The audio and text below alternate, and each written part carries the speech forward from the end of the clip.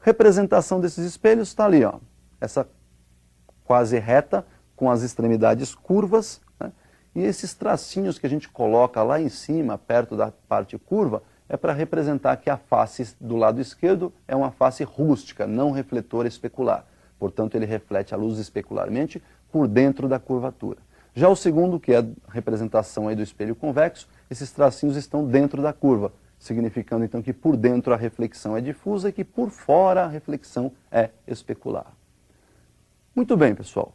Esses espelhos eles formam algumas imagens interessantes, né? Nós vamos então observar o que acontece com os raios. Esse estudo foi feito por Gauss, raios de luz que chegam a esse espelho, como é que eles se refletem, né? E nós temos aí os chamados raios paraxiais, que são aqueles raios bem próximos ao eixo principal desse espelho, e observar a formação das imagens. Então, observem primeiro aí o que nós chamamos de raios notáveis no espelho. Nós temos aí 3 raios importantes e vamos fazer já uma associação entre os dois espelhos.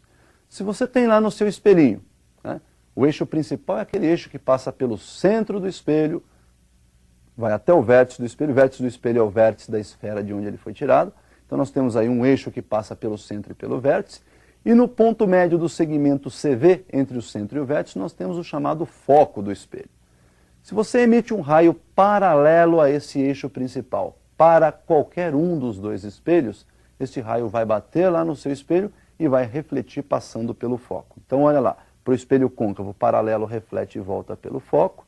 Já no espelho convexo, por ter foco virtual, ele vai bater ali e vai refletir na direção do foco. Portanto, se você prolongar esse raio refletido, o prolongamento dele vai cruzar o foco lá atrás. Então esse raio é bastante importante. O segundo raio é o inverso desse. Se o paralelo refletiu na direção do foco, todo raio que for incidente passando pelo foco vai refletir paralelo ao eixo principal. Isso também acontece aí para os dois espelhos.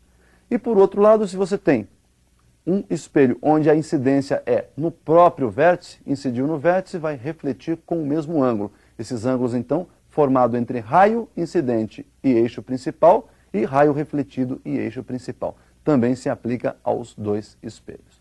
Bom, pessoal, esses raios notáveis eles são usados na construção das imagens.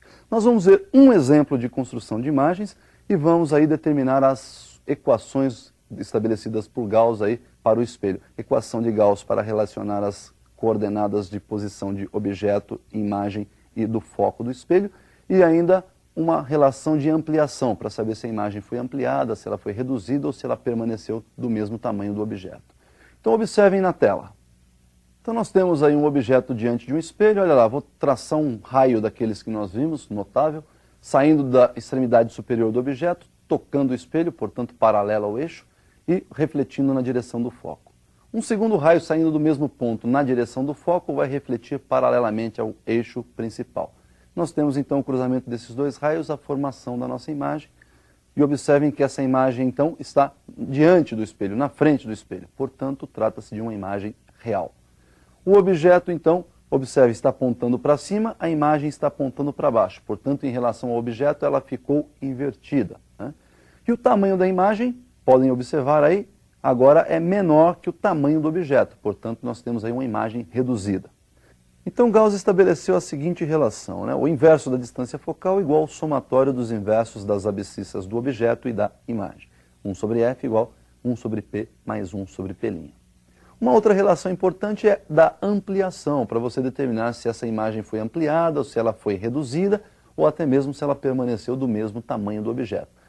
Ampliação igual a I sobre O. Esta ampliação também pode ser chamada de aumento transversal linear.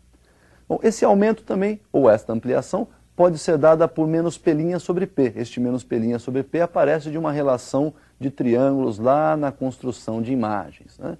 E se você fizer um arranjo matemático nesta equação de Gauss e comparar com essa equação que nós acabamos de perceber aí, menos P' sobre P para o aumento, nós podemos chegar numa outra opção, que é o aumento igual à relação entre a distância focal, f, sobre a diferença entre a distância focal e a abscissa do objeto, f menos p. Por hoje, então, é só. Bons estudos e até o nosso próximo encontro.